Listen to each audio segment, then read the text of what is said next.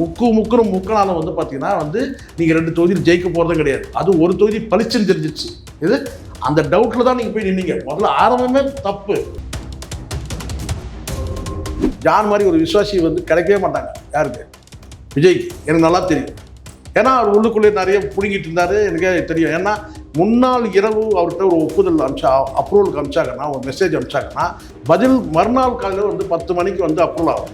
எப்படி ஒரு ஸ்ட்ராட்டஜிஸ்ட்டு வேலை செய்ய முடியும்? பல முறை அவர்கிட்ட என்கிட்ட புலம்பியிருக்கிறாரு. விபச்சாரம் கொடி கட்டி பறக்கும்.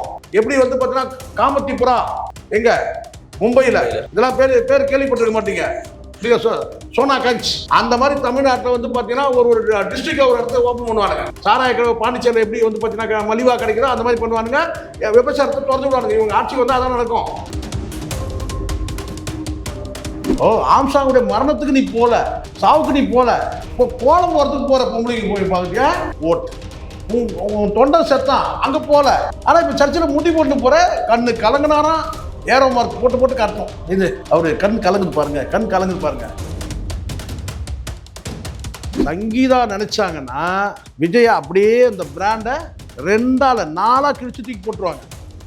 அவங்க இப்போ கருணை காட்டி வச்சிருக்கிறாங்க. பவன் கல்யாணம் என்ன சீன் சொல்லுங்க பார்க்கலாம். ஹாஸ்பிட்டலில் படுத்துக்கிற சீன் கிளைமாக்ஸ். இது அது நாளைக்கு நடக்கலாம். ஒரு வேலை நாளைக்கு நடக்கலாம் சார். அப்போ நாங்கள் வந்து அன்றைய கருத்து சேகரம் போடுவோம். ஆமாம், இல்லை கண்டிப்பாக வாய்ப்பு இருக்கு. விஜய் முதலமைச்சரானா இந்த சாட்டை துரைமுருகன், இந்த சேகுவாரா, இந்த மாரிதாஸ் நிலமெல்லாம் என்ன ஆகும்னு நான் யோசிக்கிறேன். டேய் எப்படி இப்படியே நினைச்சிட்டு தான் உங்க நிலைமை என்ன? டேய் எவ்வளோ பார்த்தேன்டா, பார்க்க மாட்டோமா? சாமானிய நேயர்களுக்கு வணக்கம். இன்றைய நேர்காணல் நிகழ்ச்சியில் நம்மோடு இணைந்திருப்பவர் அரசியல் விமர்சகர் சேகோர ஜெய்சங்கர் அவர்கள். சார் வணக்கம். வணக்கம் கோகுல். எப்பயுமே விஜய் கிட்ட அந்த வன்ம குணம் உண்டு.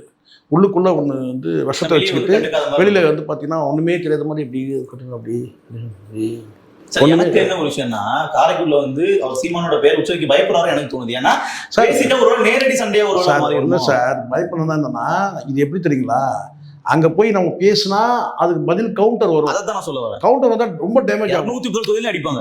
201 நாம் வந்து முதல்ல இங்கே கடையை விரிப்போம். முதல்ல கடையை விரிப்போம் இல்லையா? மீடியாவில் உட்காரும். சாட்டை திருமணம் வந்து பார்த்தா ஏற்கனவே வந்து பார்த்தீங்கன்னா விதவிதமாக செய்கிறானுங்க. இது இப்போ வந்து பெருமைக்குன்றதில்ல, இது நான் பெருமையாக கூட இதை எடுத்துக்கிறோம் நாங்கள். ஏன்னா அன்னைக்கு வந்து ஒரு பிரிட்டிஷ்காரனை விரட்டி அடிக்கிறதுக்கு எப்படி வந்து எல்லாருமே களத்துக்கு வந்துட்டாங்களா, ஒட்டுமொத்த மக்களும் களத்துக்கு வந்துட்டாங்களா? இல்லை, முன்னெடுத்து போராடின வீரர்கள் தான். அது வந்து நீங்கள் வந்து மிதவாதிகள் காலத்துலேயும் சரி, தீவிரவாதிகள்லாம் என்ன ஆயுதம் எடுத்து சண்டை போட்டால் தீவிரவாதி, சரிங்களா? இவன்லாம் வந்து வெறும் வாயில் பேசி உண்ணாவிரதம் வந்து அடிபதம் வாங்கினான்னா அவன் வந்து மிதவாதி. அப்படி தானே பார்க்கப்படுது இல்லையா? புரட்சியாளர்கள் அப்படி தானே பார்க்குறாங்க. இது ஆனால் அவங்க புரட்சியாளர்கள் சொல்கிறது இல்லை, ஆனால் தலைவர்கள் சொல்கிறாங்க, இவங்கள போராளிகள் சொல்கிறாங்க. ஆனால் உண்மையிலே பார்த்தீங்கன்னா யார் புரட்சியாளர் கேட்டால் ஆயுதம் எடுத்து சண்டை போட்டுதான் மட்டுமே நான் சொல்லவே இல்லை. மக்கள்கிட்ட ஒரு கிளர்ச்சி, ஒரு எழுச்சியை ஏற்படுத்துகிறவங்க தான் வந்து இங்கே வந்து புரட்சியாளர்கள். அப்படி பார்க்கும்போது பார்த்தீங்கன்னா இன்னைக்கு வந்து அன்னைக்கு பிரிட்டிஷ்காரனை எதிர்த்து போராடுறது ஒரு கூட்டம் போராடுச்சுன்னா, ஒரு காலகட்டத்தில் தேசிய கட்சிகளை எதிர்த்து போராடினாங்க.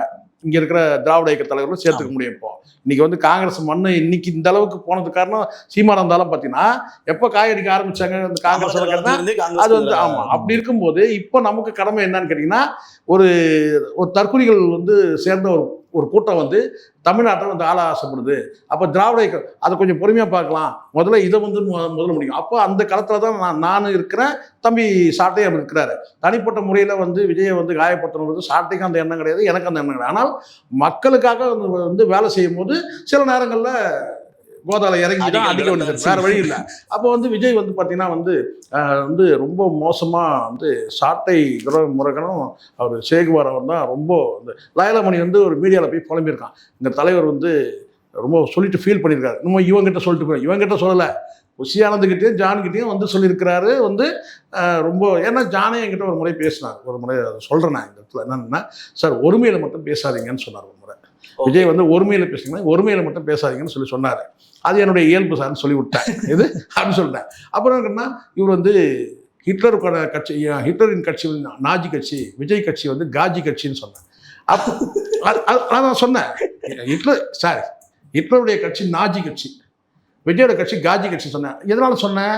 பெண்கள் பேசக்கூடிய வார்த்தையை நீங்கள் பார்த்தீங்க, எல்லா வார்த்தையும் பாருங்கள். பெண்கள் பேசின அத்தனை வார்த்தையும் பாருங்கள். நேற்று ஒரு பைத்தியம் வந்து பார்த்தீங்கன்னா முதலமைச்சர் ஆயிடுவார்னு சொல்லி பேசிட்டு இருந்தது. இது ஒன்று என்ன சொல்லு 28 வருஷமா நான் லவ் பண்ணுறேன்னு சொல்லுது. ஒன்று வந்து எங்கள் வீட்டுக்காரர் கூட்டு போய் விடுவாருன்னு சொல்லுது. ஒன்று பொண்டாட்டியாக கூட இருப்பேன்னு சொல்லுது. ஒன்று வந்து பார்த்தீங்கன்னா என் பிள்ளைய பற்றி கவலையே இல்லைன்னு சொல்லுது. இப்படி அப்போ நான் அதை காட்சி சொல்கிறதுல நியாயம் இருக்குல்ல. அதே மாதிரி வந்து பார்த்தீங்கன்னா ஒரு குடும்ப பெண் தன்னுடைய மனைவி ஒரு கருத்து வெளியிட்டால் கூட பார்த்தீங்கன்னா அவங்கள ஆபாசமாக நீங்கள் ஐட்டம்னு போட வைக்கிறீங்க டிவிக்கு உங்களுடைய ஐடியில், உங்கள் ஐடியில். உங்களுக்கு தெரியாது அதை நீங்கள் கண்டிச்சிங்களா இல்லை? அப்போ நான் சொல்கிறேன்னு கேட்டிங்கன்னா ஆமாம் அவங்க ஐட்டம் சொன்னேன், இவனே ஒரு ஆம்பளை ஐட்டம் சொன்னேன். விஜய் ஒரு ஆம்பளை ஐட்டம் தான். இதை தாண்டி ஒன்று சொல்கிறேன், இதெல்லாம் நம்ம சொல்லும்போது ரொம்ப ஆபாசமாக கெட்ட வார்த்தையில் பேசுகிறாங்க, அசிங்கமாக பேசுகிறாங்கன்னா ஒரு மீட்டிங்கில் வேலூர்லேங்கண்ணா அசிங்கமாக பேசுகிறாங்க. அது யாரும் எங்களை தான். நாங்கள் அசிங்கமாக பேசல, இருக்கிற விஷயத்தை நாங்கள் பேசுவோம், இருக்கிற விஷயத்த பேசுவோம். இப்போ சொல்கிறாங்க சில பேர் வந்து இப்போ வந்து சாட்டை துறைமுருகன் என்ன சொல்கிறாருன்னா நாசுக்காக சொல்கிறார் 6 மணிக்கு மேலே ஆட்டோ ஓடாதுன்றாரு. நீ தான் அசிங்கமாக பேசுகிறல அதெல்லாம் என்ன சொல்கிறார் 6 மணிக்கு மேலே ஆட்டோ ஓடாதுன்னா என்ன அர்த்தம் தான் இதை நான் ஸ்ட்ரைட்டாக சொல்கிறேன். 6 மணிக்கு மேலே வந்து பார்த்தா விஜய் போதையில் இருக்கிறாருன்னு சொல்கிறேன். அது காரணம்னா எனக்கு வந்த தகவல் தனிப்பட்ட விஷயம். தனிப்பட்ட சார் எனக்கு கோகுல் எனக்கு ரொம்ப பிடிக்காது. எனக்கு தனிப்பட்ட விஷயம்லாம் பேசக்கூடாது. நீங்கள் வந்து இன்னைக்கு நீங்கள் ஒரு சாராயம் குடிக்கிறதே நீங்கள் தனிப்பட்ட விஷயம் பேச முடியாது சார்.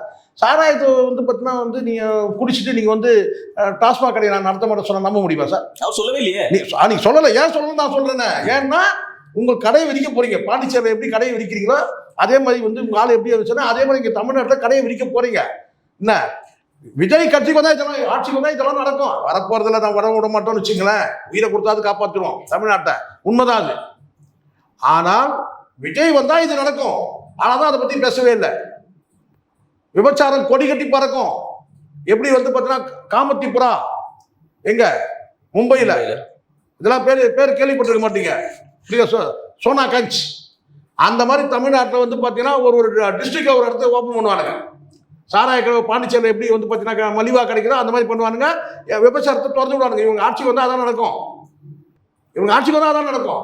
இப்போ நம்ம சொல்கிறோம்ல திராவிட கட்சிகளில் வந்து பார்த்தீங்கன்னா வந்து இப்போ ஒப்புதல் வாக்கு மூலமே கொடுத்தாங்க பாருங்க ஸ்டேட்மெண்ட்டை. யார் பிரேமலதா கொடுத்தாங்க பாருங்க. அந்த அண்ணனுடைய ஆட்சியில் அருமையான தங்கைங்க. இது இப்படி ஒரு தங்கையை நம்ம வந்து எங்கேயுமே பார்க்க முடியாது. இது பாசமலர் தங்கையை விட இது வந்து சாவித்திரியோட பயங்கரமான தங்கைங்க. அண்ணனுடைய வந்து பார்த்தீங்கன்னா படம் முடிச்சு காட்டுறாங்க. அண்ணன் நம்ம உட்கார வச்சு இது அண்ணனுடைய ஆட்சியில் எதையும் குறைய சொல்ல முடியாது. எவ்வளோ பெரிய மேட்ரு இது. இருக்கிறதே 2 தானங்க ஆபத்து. இது போதையும் வந்து பாலியல் கொடுமையும் தானே சார் இருக்கிறதே பெரிய ஆபத்து. இங்க ஆண் அழிகிறா, அங்க பெண் அழிகிறா. சட்ட ஒழுங்கு பிரச்சனையே அதுதானே சார் மெயின். எல்லாமே அழிக்குது சார். அது 2 விஷயம் தானே சார். அது மட்டும்தான் பிரச்சனையே தவிர மற்ற இதெல்லாம் ஒண்ணு வேற என்ன குறை சொல்ல முடியும். அந்த மாதிரி இருக்குன்னா திராவிட கட்சியில மேலுன்ற மாதிரி ஆயிரும். இவெல்லாம் வந்தா விஜய்லாம் வந்தா திராவிட கட்சிகள் ஏன்னு கேட்டீங்கன்னா இப்பவே நீங்க வந்து பார்த்தீங்கன்னா அந்த உறுதி தர முடியல. சீமான் சொல்றாருல்ல அப்ப இந்த இடத்துல உனக்கு வந்து பாத்தீங்கன்னா வந்து உன்னால உறுதியா கேட்டா நாங்க டாஸ்மாக மூடுவோம்லாம் உன்னால சொல்ல முடியல. அந்த அறிவிப்பை பத்தி அவங்க பேசவே இல்லை. கறந்து போறீங்க. அப்பதான் என்ன அர்த்தம் வருதுன்னு அர்த்தம். அப்போ இங்க லாட்ரி சீட்டு வரும், விபச்சாரம் வரும், வந்து பாத்தீங்கன்னா வந்து சாராய கடைகள் திறந்து வைப்போம். நீ வந்து நாட்டை ஆளுன்னு ஆசைப்படலாமா? இப்ப நான் சொல்றேன், நீங்க சொல்றீங்க. இப்போ நான் ஒரு போட்டோ உங்களுக்கு அனுப்புறேன். ஒரு போட்டோ நான் உங்களுக்கு காட்டுறேன். தயவு செய்து க்ளோஸ்அப்ல காட்டுங்க. இந்த இடத்துல இந்த இடம் இங்க இருக்குல்ல இந்த இடத்துல விஜய்க்கு எவ்வளோ வந்து தழும்புகள் இருக்குன்னு பாருங்க. எதுக்கு அந்த தழும்புகள்? அதில் வர தழும்புலே வந்து பார்த்தீங்கன்னா போன வார்த்தது முந்தின வார்த்தது அதுக்கு ஒரு 2 வருஷத்துக்கு முன்னாடி ஒரு 4 வருஷத்துக்கு முன்னாடி வந்து பார்த்தீங்கன்னா தழும்புகள் இருக்குது. இந்த இடத்துல மட்டும் தழும்புகள் இருக்குது. பொதுவாக அவங்களுக்கு வந்து பார்த்தீங்கன்னா அப்படியே ஷூட்டிங் ஸ்பாட்டில் இவர் அப்படியே டூப் இல்லாமல் நடிக்கிறவர். இது அங்கே அடிப்படுறதுக்குலாம் வாய்ப்பே கிடையாது. அப்படியே அடிப்பட்டாலும் கூட பார்த்தா அந்த காயம் வேறு மாதிரி இருக்கும். ஒரு வெட்டு காயமாக இருக்கும். இல்லை அது ஆனால் வந்து பார்த்தீங்கன்னா முழுக்க ஊசிகள் குத்தப்பட்ட மாதிரியான அடையாளங்கள் இருக்கு. அது என்ன தலைமை சொல்றீங்க? ஒருவேளை வந்து பார்த்தீங்கன்னா வந்து போதை ஊசியை வந்து ஏற்றுறாங்கல்ல. உங்களுக்கு தெரியும் சார். இப்போ குளுக்கோஸ் இப்போ உடம்பு சரியில்லாமல் வந்து போய் குளுக்கோஸ் ஏற்றுறாங்கன்னு வச்சுக்கோங்களேன். அவங்களுக்கு வந்து பார்த்தீங்கன்னா அந்த மாதிரி அடையாளம் இருக்கும். அது கூட பார்த்தீங்கன்னா நீங்கள் எடுத்துட்டீங்கன்னா 2 நாள் போனால் அந்த அடையாளமே தெரியாது. எங்கே வந்து குளுக்கோஸ் ஏற்றுறாங்கன்ற அந்த அடையாளம் கூட தெரியாது. ஆனால் தொடர்ச்சியாக வந்து உங்களுக்கு நரம்பு கிடைக்காம குத்தி குத்தி குத்தி குத்தி பார்த்தீங்கன்னா அது வந்து அடையாளம் ஆயிரும், தழும்பாயிரும். ஏன்னா பல முறை நீங்கள் இப்போ டெய்லி நீங்கள் குத்துறீங்கன்னு வச்சுங்க. டெய்லி நீங்கள் குத்துறீங்கன்னா அது வந்து அடையாளம் ஆயிரும். இப்போ நமக்கு என்னன்னு கேட்டிங்கன்னா நமக்கு சந்தேகம் இருக்கு. எதுக்கு விஜய்க்கு வந்து உள்ளங்கையில் இந்த இவ்வளோ பெரிய வந்து பார்த்தீங்கன்னா உங்களுக்கு அனுப்புகிறேன் பாருங்க. நான் காட்டுறேன்னா உங்களுக்கு அனுப்புகிறேன். நீங்கள் அதை பார்வையாளர் காட்டுங்க. விஜய் விளக்கட்டும். இந்த தழும்புகள் எதனால வருது? அது குறிப்பிட்ட சார் இங்கே அடிப்படுறது கூட பார்த்தீங்கன்னா பெரும்பாலும் நான் சொல்கிறேன் கோகுல், மேல்புறத்தில் தான் அடிப்படும். ஏன்னா பெரும்பாலும் கையிலே கூட ஒருத்தர் அடிக்கிறதா கூட நம்ம வந்து தடுக்கிறதுக்கு எப்படின்னா இப்படி தடுப்போம். அப்போ இந்த இடத்துல தான் அடிப்படும். இங்கே தான் பெரும்பாலும் வந்து பார்த்தீங்கன்னா இந்த இடத்துல வந்து உள்ளங்கையில் அடிப்படுறது ரொம்ப ரேர், படம் ரொம்ப ரேர். ஏன் பைக்கில் போய் விழுந்தீங்கன்னா போனோம்னா விஜய்க்கு அந்த நிலைமைலாம் கிடையாது. புரியுதா சொல்றது? ஷூட்டிங் ஸ்பாட்டில் போய் வந்து ரிஸ்க் எடுக்கிறதோ அல்லது வந்து அப்போ இந்த இடத்துல குறிப்பிட்ட இடத்துல வந்து பார்த்தீங்கன்னா அதுவும் நல்லா தெரியுது. வந்து இது நீங்கள் வாரணம் ஆயிரம் படம் பார்த்தீங்கன்னா பார்த்தீங்கன்னா வந்து சூர்யா நடிப்பார், எப்படி பெட்ஷீட் இப்படி தட்டி தட்டி வந்து பார்த்தீங்கன்னா வந்து நரம்பை தேடி கண்டுபிடிச்சி குத்துவாங்க. இந்த இடம் ஃபுல்லாக இருக்கு. இப்போ இந்த இடம் ஃபுல்லாகவே நீங்கள் எடுத்து பாருங்க, நான் அனுப்புகிறேன், நீங்கள் பாருங்க. ஸோ அப்போ எனக்கு சந்தேகம் இருக்கு, விஜய் விளக்கணும் கண்டிப்பா. அது அந்த அம்மா வந்து நான் ஒரு வார்த்தை சொன்னேன், இப்போ மீண்டும் இந்த இடத்துல நான் மறுபடியும் பதிவு பண்றேன். சங்கீதா நினைச்சாங்கன்னா விஜயோட டோட்டல் பொலிட்டிக்கல் கெரியரையும் சினிமா கெரியரையும் துவம்சம் பண்ணிடுவாங்க. அவங்க நினைச்சா முடியும். யார் நினைச்சா முடியும்? சங்கீதா நினைச்சாங்கன்னா முடியும். ஏன் சொல்லுங்க? கூட இருக்கிற எந்த நபர் வேணாலும் சொல்லலாம் சார், ஆள் கட்டிடலாம் சார். இப்போ ஆதவர்ஜினா சொல்லிடலாம், இவர் வந்து இப்போ வந்து புஷியானந்த சொல்லிடலாம், கூட இருக்கிற இந்த வெண்ணெய் வெட்டிங்க இருக்கானுங்கல்ல அவங்க கூட வந்து பார்த்தீங்கன்னா சொல்லலாம். அவங்க கேட்டினா வந்து அவர் ஆசாமி அப்படின்னு சொல்லலாம், சுசித்ரா சொல்லலாம் போதை ஆசாமின்னு சொல்லலாம், இன்னும் பல பேர் வந்து பார்த்தீங்கன்னா வந்து அவர் வந்து விஜய் வந்து போதை ஆசாமி சொல்லலாம், சேகோரா சொல்லலாம், சாட்டை திருமணம் சொல்லலாம், எல்லாரும் சொல்லலாம். ஆனால் மனைவி நினைச்சாங்கன்னா ஒரே வார்த்தை, எங்கள் வீட்டுக்காரர் அதெல்லாம் கிடையாதுங்க, எந்த பழக்கமும் கிடையாதுங்க, அவர் இதெல்லாம் வந்து பொய்யா வந்து கட்டமைக்கிறார், நான் அவர் கூட சேர்ந்து வாழ்ந்துட்டு இருக்கேன், அவருக்கு அந்த மாதிரி எந்த பழக்கமும் இல்லை அப்படின்னு சொன்னாலும் ஒரே இதில் முடிஞ்சிடும். ஆனால் அதே அவங்க தோசையை திருப்பி போட்டாங்கன்னு வச்சுங்க, இது இப்படி போட்டாங்கன்னு வச்சுங்க, இது ஐயோ அவன் சைக்கோபாத் மட்டும் கிடையாதுங்க, அவன் வந்து போதைக்கு அடிமையானவங்க, ஐயோ அவன் என்னென்ன போதையெல்லாம் யூஸ் பண்ண, அவனுக்கிட்ட நான் விவாகரத்து வாங்குறதே எதுக்கு தெரியுமா, அவன் போதைக்கு 6 மணினா போதையில் ஐக்கியமாயிருவாங்க, அடிக்ட் ஆயிடுவாங்க அப்படின்னு சொன்னாங்கன்னா பொலிட்டிக்கல் கேரியர் காலி. நீங்கள் நினைக்கிறதுலாம் கிடையாது. சில பேர் என்கிட்ட சொல்கிறாங்க, என்ன சார் அவர் வந்து ஒய்ஃபோட பிரச்சனையே வந்து ஷார்ட் அவுட் பண்ணிட்டார், சால்வ் அவுட் நேற்று பேசுகிறா, டேய் என்ன ஷார்ட் அவுட் பண்ணாரு? ஒய்ஃபோட பிரச்சனை ஷார்ட் அவுட், ஒரு ஷார்ட் அவுட்டும் பண்ணல. நாளைக்கு என்ன நடக்கணும் இப்போ சொல்லிடுறா. நேற்றுக்கு இந்த கோகுல் நல்லா கவனிங்க, விஷயத்தை கசிய விட்டாங்க வேணுமே. தந்தி, பாலிமர், அப்புறம் அந்த நியூஸ் தமிழ், அதுக்கப்புறம் வந்து பார்த்தீங்கன்னா வந்து புதிய தலைமுறை, இவங்க எப்பவுமே வழக்கமாக என்ன கேட்டால் இந்த 4 சேனலுக்கும் வந்து வெயிட் ஆஃப் ஃபண்டு போயிடுச்சு. செய்தியை கசிய விடுவானுங்க. எப்படி செய்தியை அப்படி கசிய விடு, என்ன கசிய விடுன்னு கேட்டிங்கன்னா வந்து 35 கோடி கொடுத்துட்றாரு, பேரம் பேசிட்டாங்க, ஆனால் அவங்க வந்து ஒத்துக்கலை. எதுக்காக இதை சொல்கிறாங்க? இவர் 35 கோடி கொடுக்குறேன்னு சொல்லிட்டாரு, பிள்ளைகளை நான் பார்த்துக்கிறேன்னு வேற சொல்லிட்டாரு, ஆனால் வந்து அவங்க ஒத்துக்கலை. எதுக்கு நான் இதை இப்படி கசிய வருது, எதுக்குதான் நான் நல்லா நான் எனக்கு தெரியும். நான் என்ன சொன்னேன் கேட்டீங்கன்னா, நாளைக்கு என்ன நடக்கின்றது நான் சொல்கிறேன். தேர்தல் பணியில எங்கள் தலைவர் இருக்கிறாரு, இப்போ பதில் மனு தாக்கல் பண்ண முடியாது, இது வந்து தள்ளி வைக்கணும்னு சொன்ன உடனே ஜூன் மாதம் ஓடி போயிடும் கேஸ். ஏன்னா 1 மாதம் கோர்ட் லீவு, இந்த பிரச்சாரம் இந்த தேர்தலாம் 1 மாதம் கோர்ட் லீவு, வெக்கேஷன் லீவு. அப்போது ஜூன் மாதம் தான் அந்த கேஸ் வரும். ஜூன் வந்து 9ஆம் தேதி 10ஆம் தேதி வரலாம், இல்லை ஃபர்ஸ்ட் வீக்கில் வரலாம், அப்படி தான் தள்ளி போகணும் நான் சொன்னேன் யூகத்தில். ஆனால் சில ஊடகம் என்ன சொன்னால் நாளைக்கு வந்து விஜய் வந்து ஆஜராகுவாரா என்றது சந்தேகமாக இருக்குது. ஆனால் 35 கோடிக்கு தருவதாக ஒப்புக்கிறாங்க. ஏன்னா 35 கோடினா நீங்கள் ஒரு படத்துக்கே 200 கோடி வாங்குறவங்க, அப்போ சங்கீதாவுக்கு ஒர்த்து இல்லையா? அப்போது அப்படியே ஆயிடுது. நீங்கள் தானே சொன்னீங்க ஒர்த்து இல்லைன்னு சொல்லிட்டு 35 கோடி கொடுக்குறீங்க. அவங்க முதல்ல 35 கோடி ஒத்துக்கிறனாங்களா? அது சில பேர் நம்பணுன்றதுக்காக என்ன சார் கேட்டால் யார் பேச்சுவார்த்தை தான், ஜோதிடர் பேச்சுவார்த்தை நடத்துறாரு. டேய் ஜோதிடர்லாம் பேச முடியாது, வக்கீல் தானே பேச முடியும். ஜோதிடர் எதை பேச முடியும்? நேரங்காலம் அதை தான் பேச முடியும். மற்றவங்க பேசுறதுன்னா அட்வொகேட் டு அட்வொகேட் பேசுவாங்க, எப்பவுமே பேசுவாங்க. இப்போ விஜயோட அட்வொகேட், சங்கீதாவோட அட்வொகேட் பேசுவாங்க, அட்வொகேட் டு அட்வொகேட் பேசுவாங்க. ஆனால் வந்து அப்படியே இந்த செட்டில்மெண்ட்டாக இருந்தால் கூட இல்லை சார் ஏதாவது ஒரு கன்க்ளூஷன் வந்துடலாம் சார். இது வந்து கிரிமினல் கேஸ் கிடையாது, இது வந்து ஃபேமிலி மேட்டர். ஒரு அட்வொகேட் டு அட்வொகேட் தாராளமாக பேசுவாங்க. என்னன்னு கேட்டிங்கன்னா, சார் ஒரு செட்டில்மெண்ட்டில் முடிச்சிடலாம் சார், அவங்க கேட்குறாங்க நான் கொடுத்துட்றேன் அப்படின்னு சொல்லிட்டு. ஏன்னா விஜய் வந்து பார்த்தீங்கன்னா குடும்ப வாழ்க்கைக்கு ஃபிட் இல்லை சார். ஓகே புரியுது. அவங்க கேட்குறது எதனால் கேட்குறாங்கன்னா, போதைக்கு அடிமையான நல்லா புரிஞ்சுங்க, யாரும் வந்து தப்பாக புரிஞ்சிக்கூடாது. போதைக்கு வந்து இப்போ குடி போதை என்பது வேற, அவங்க சரக்கஷ்டம் கம்முன்னு படுத்துட்டு இருப்பான். இந்த போதைக்கு அடிமையானவெல்லாம் நம்ம என்ன மிட் நைட்டில் அவன் என்ன பண்ணுறான்னு தெரியாது, ஆபத்தானவங்க. இந்த ட்ரக்குக்கு அடிமையானவன் பார்த்தீங்கன்னா என்ன வேணா செய்வானுங்க. பொதுவாக சொல்கிறேன், இது வந்து நான் வந்து அது இயல்பாக அது கஞ்சா யூஸ் பண்ணுறவங்களா இருக்கட்டும், அல்லது இந்த மாதிரி வந்து போதை வஸ்துக்கள் பயன்படுத்துகிற குடி போதை வருது. இப்போ குடிக்கிறவன் 80% ஆகிட்டான் சார், அது ஒன்றும் பண்ணுறது இல்லை. நம்ம அந்த 20% இருக்கிறோம். நம்மளை குசவை வாங்கி பார்க்குறான். என்னன்னு கேட்டால் அவர் குடிக்கவே தெரியாது, பாவம், பீர் கூட எனக்கு தெரியாது, பச்சை மண் வேஸ்ட்டு. எது கவுண்டமணி மாதிரி வந்து பார்த்தீங்கன்னா இவன் எந்த மயிருக்கு தான் இவன் பிறந்தான் வளர்ந்தான், குடிக்கவே மாட்டான் நம்ம இவன் அப்படின்னு நம்மளை பார்க்குறான். ஆனால் 80% இன்னைக்கு வந்து குடிகாரங்க ஆயிட்டாங்க, மது விரும்பிகள் ஆயிட்டாங்க. நல்லா புரிஞ்சுங்க, மது பிரியர்கள். ஆமாம், மது பிரியர்கள் அப்படி ஆயிட்டாங்க. இப்போ வந்து நான் கேட்டால் அடுத்த கட்டமாக கேட்டால் அவர் வந்து போதைக்கு அடிக்ட்டுங்க. போதை அடிமைலாம் சொல்லாதீங்க, போதை விரும்பின்னு சொல்லுங்க. அவர் போதையை விரும்புறவர் அப்படி டீசெண்டாக சொல்லுங்க. இப்போ இதனால தான் நான் சொல்றேன், சங்கீதா நினைச்சாங்கன்னா விஜயா அப்படியே இந்த பிராண்டை 2-4 கிழிச்சு தூக்கி போட்டுருவாங்க. நிச்சயமா அவங்க இப்போ கருணை காட்டி வச்சிருக்கிறாங்க. இப்போ விஜய் பயப்படுறதுனா கேட்டா இந்த த்ரீஷாவை வந்து வெளியே சொல்லிடுவாங்களோ, இவன் அவன் பேர்னா அந்த ஜெகதீஷ் சொல்லிடுவானோ, குஷியாரன் சொல்லிடுவானோ, ஆதவ் சொல்லிடுவானோ, இவன் சொல்லிடுவானோ, ஜான் மட்டும் சொல்ல மாட்டார். ஏன் சொல்லுங்க, ஜான் மாதிரி ஒரு விசுவாசி வந்து கிடைக்கவே மாட்டாங்க யாருக்கு, விஜய்க்கு. எனக்கு நல்லா தெரியும். ஏன்னா அவர் உள்ளுக்குள்ளே நிறைய பிடுங்கிட்டு இருந்தாரு, எனக்கே தெரியும். ஏன்னா முன்னாள் இரவு அவர்கிட்ட ஒரு ஒப்புதல் அமிச்சா, அப்ரூவலுக்கு அமிச்சாங்கன்னா, ஒரு மெசேஜ் அமிச்சாங்கன்னா, முன்னாள் வந்து ஒரு 4 மணிக்கோ 5 மணிக்கோ அமிச்சாங்கன்னா, பதில் மறுநாள் காலையில் வந்து 10 மணிக்கு வந்து அப்ரூவல் ஆகும். எப்படி ஒரு ஸ்ட்ராட்டஜிஸ்ட் வேலை செய்ய முடியும்? பல முறை அவர்கிட்ட என்கிட்ட புலம்பி இருக்கிறாரு. அப்போ புரிஞ்சுங்க, முன்னாள் 4 மணிக்கு 4 மணிக்கு சாயந்தரம் அனுப்பிச்சா சார் 5 மணிக்கு அனுப்பலாம், 6 மணிக்கு அனுப்பலாம், நைட்டு 8 மணிக்கு கூட அனுப்பலாம், 10 மணிக்கு கூட அனுப்பலாம். ஆனால் மறுநாள் காலையில் 10 மணிக்கு வந்து அப்ரூவல். அப்போ என்ன ஆகும்? ஒருத்தர் இரங்கல் வந்து இறந்துட்டான் சார், இரங்கல் செய்தி அனுப்பணும். அவர் அப்ரூவல் கொடுத்தா தான் நம்ம அதை அனுப்ப முடியும். அவன் பாடி எடுத்துமே சுடுகாட்டெலாம் அடக்கம் பண்ண பிறகு அதுக்கப்புறம் இரங்கல் செய்திக்கு அப்ரூவல் வரும்.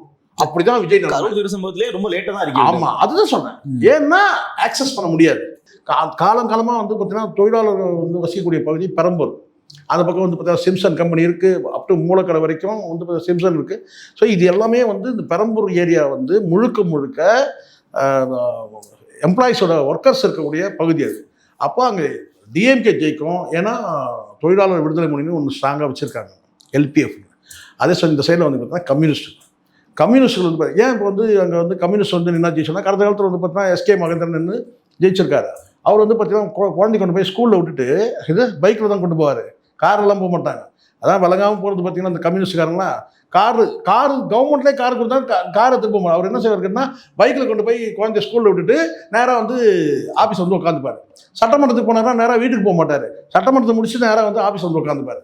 அப்படிதான் முழுக்க ஸ்ட்ராங். அங்கே வந்து பார்த்தீங்கன்னா விஜய்க்கு வந்து நீங்கள் நான் திரும்ப சொன்னேன், விஜய் எய்ம் பண்ணி நிற்கிறது கேட்டால் கிறிஸ்டியானிட்டி விழுந்துரும் அப்படின்னு நினைக்கிறேன். இஸ்லாமியர் ஓட்டு ஒரு 10% ஒரு குறிப்பிட்ட பகுதி இருக்காங்க. அங்கே வந்து பார்த்தீங்கன்னா வந்து முஸ்லீம்கள் வசிக்கக்கூடிய பகுதி இருக்குது. அவங்கெல்லாம் வந்து பார்த்தீங்கன்னா நம்ம ஓட்டு போட்டோம்னு நினைக்கிறாங்க.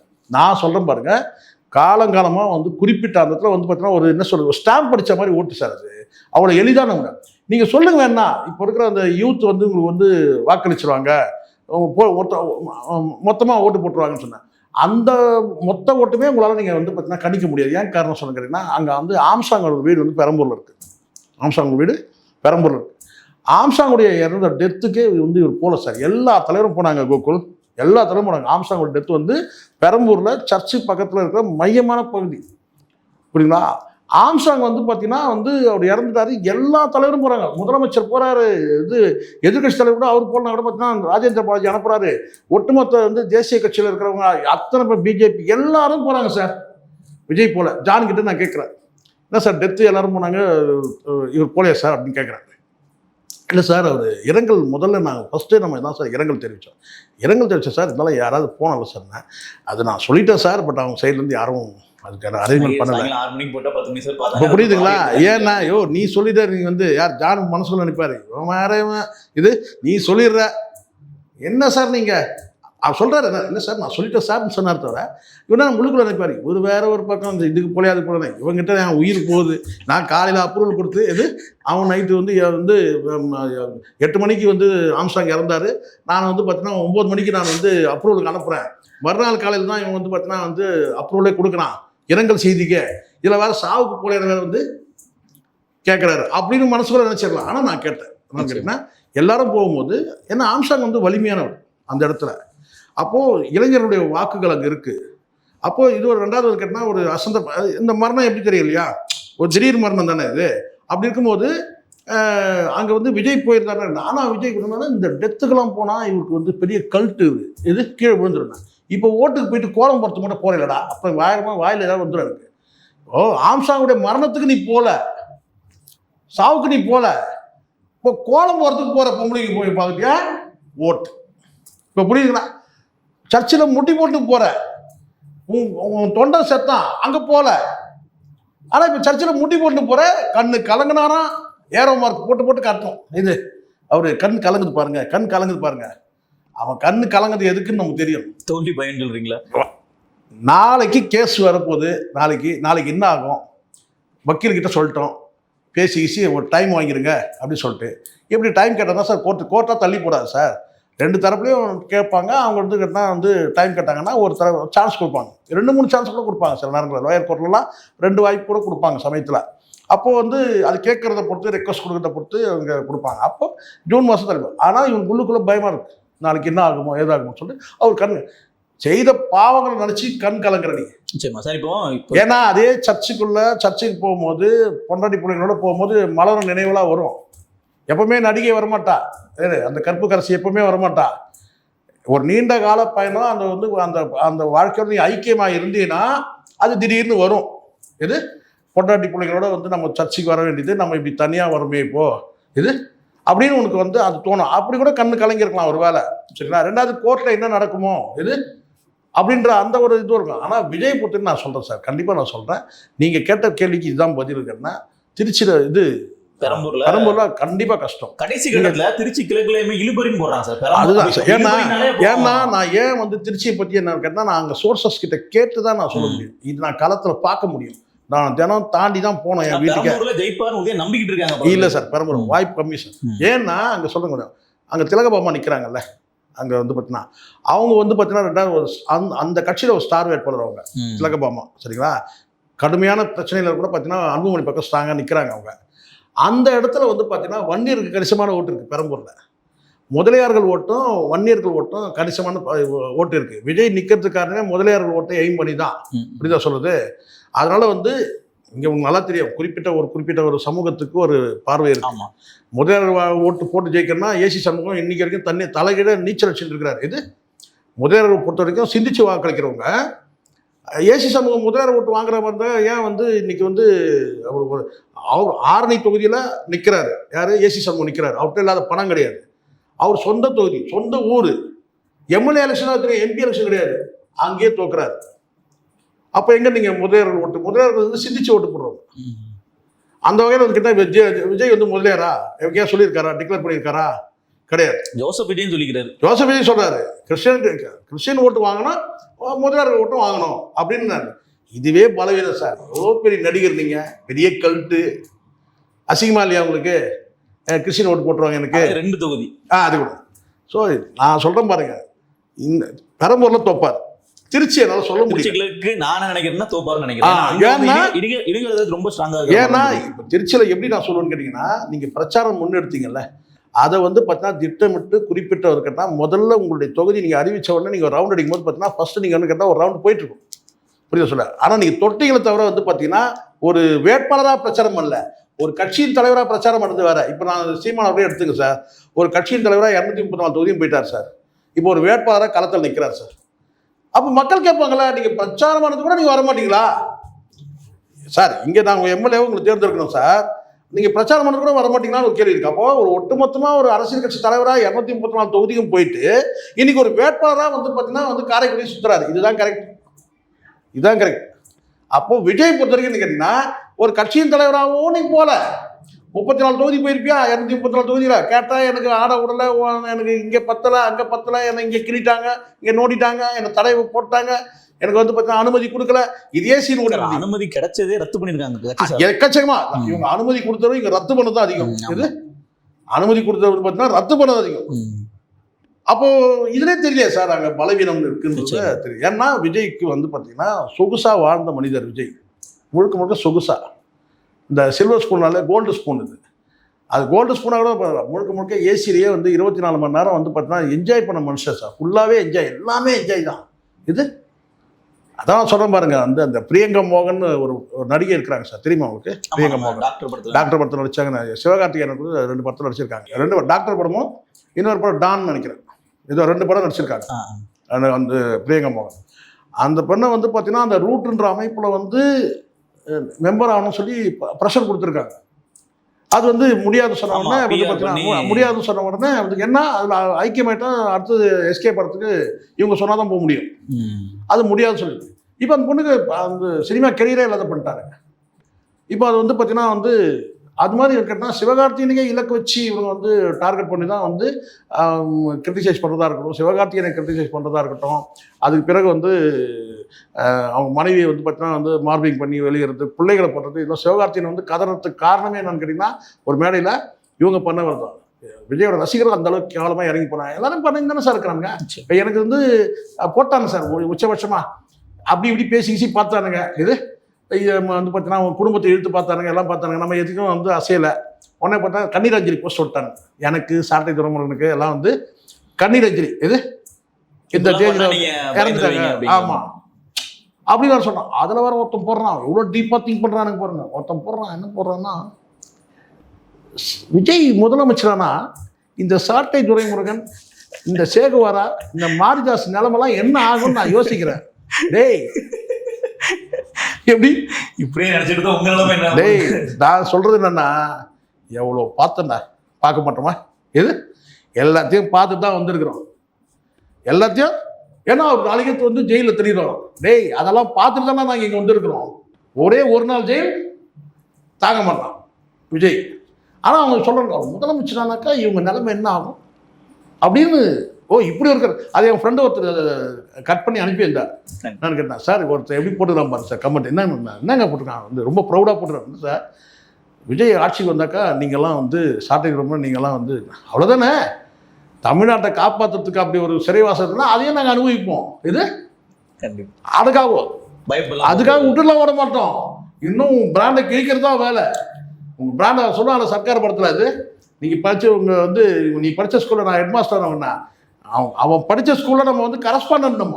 கண்டிப்பாக சார். இன்னொரு 3 நாள் தேர்தலே இருக்கு. அந்த தேர்தல் தேதியப்போ மக்கள் அவங்களோட முடிவை சொல்லுவாங்க. மே 4ஆம் தேதி நாம வந்து இன்னைக்கு பேசின விஷயங்கள் நான் சொல்ல மாட்டேன். வாக்கு சதவீதம்னா வந்து பார்த்தீங்கன்னா ஒரு 10% வரலாம், இல்லை 10% கடந்து போகலாம். இப்போ வந்து இந்த ஒரு சின்ன உதாரணம் மட்டும் இருங்க. இப்போ கமல்ஹாசன் நின்னார். கமல்ஹாசன் சாதனை என்ன சொல்லுங்க, என்ன சொல்லுங்க? இல்லை ஒன்றும் கிடையாது. ஒரு 35,000 ஓட்டு வாங்கியிருக்க வேண்டியது கடந்த தேர்தலில் 15,000 ஓட்டு வந்து பார்த்தீங்கன்னா நாம் தமிழ் வந்து பிரிச்சுட்டு போயிட்டார். அதுதான் சாதனை.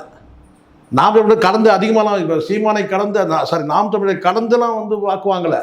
ஆமாம் 23,000னா அங்கே ஒரு 12,000 15,000 அது எங்கே வந்துடணும் நியாயமா நம்மளை வந்துருக்குன்னா. இப்போ வந்து பார்த்தீங்கன்னா அவருக்கு வந்து அதே கூட்டம் தான் இப்போ இவருக்கு வருதுன்னு சொன்னால் இவங்க கோபம் வந்துடும். எங்கள் தலைவர் வந்து கமல்ஹாசன் மாதிரி கொண்டு வந்துட்டீங்க, நீங்கள் எங்கள் தலைவர் எவ்வளோ பெரிய தலைவர் அப்படின்னா டபுளாக கூட வச்சுப்போம். அப்போ 10,000 ஓட்டுனா கூடுதலாக ஒரு 10,000 ஓட்டு, 15,000 ஓட்டுனா கூடுதலாக ஒரு 30,000 ஓட்டு கூட வைக்கிங்க. ஆனால் அது கதைக்காகாது. நீங்கள் சொல்கிற அந்த 1 கோடி வாக்குகள்லாம் சான்ஸே கிடையாது அப்படின்னு நான் சொல்கிறது. அப்போ நான் சொல்ல கேட்டினா வேணா சொல்லலாம்.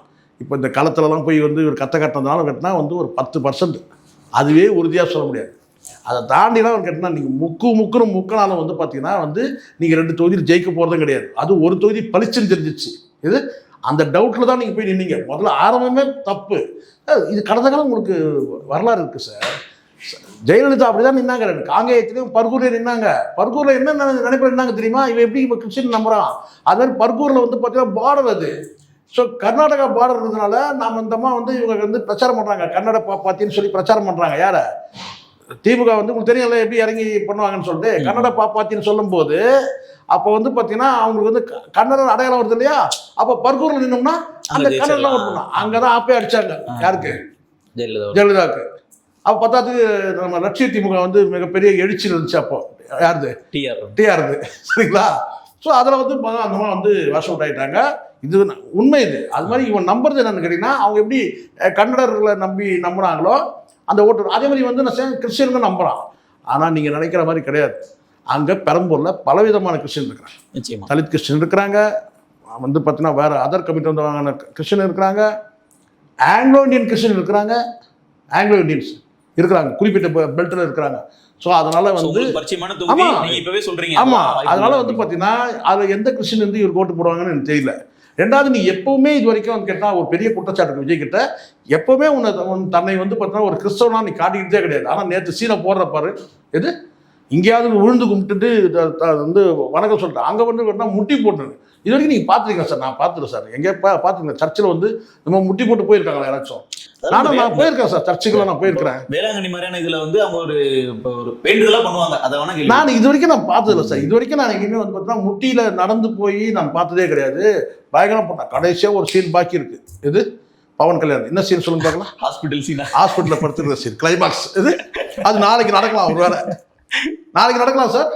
அப்போ நாங்க வந்து அன்றைய கருதி சேகரம் போடுவோம். ஆமா, இல்லை கண்டிப்பா நடக்குது, கண்டிப்பா வாய்ப்பு இருக்கு. இது கடைசி சீன், லாஸ்ட் கிளைமேக்ஸ். இது அப்படிதானே சார் பண்ணாங்க சார். இதெல்லாம் உங்களுக்கு வரலாறு நிறைய ஞாபகம் சார். ஜெயலலிதா அவர்கள் வந்து ஆரம்ப காலத்தில் திமுக ஆட்சியில் இருக்கும்போது ஏர்போர்ட்டில் போயிட்டு வராங்க சார். இப்போ கூட நீங்கள் எடுத்து பாருங்க சார், ஜெயலலிதா கார் விபத்துன்னு போட்டு பாருங்க, நெட்டில் ஒர்க்கும் பாருங்க.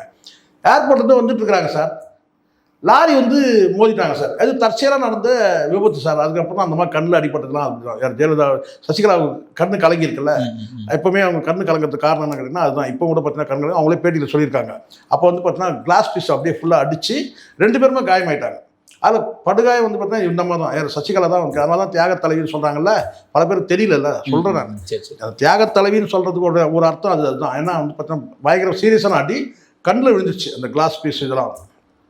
இதில் அன்ஃபார்ச்சுனேட்லி அது தெரிஞ்சோ தெரியாமையோ தெரியாது, அந்த லாரியில் வந்து பார்த்தீங்கன்னா பேர் வந்து பார்த்தீங்கன்னா கருப்பு சிவப்பில் இருந்துச்சு.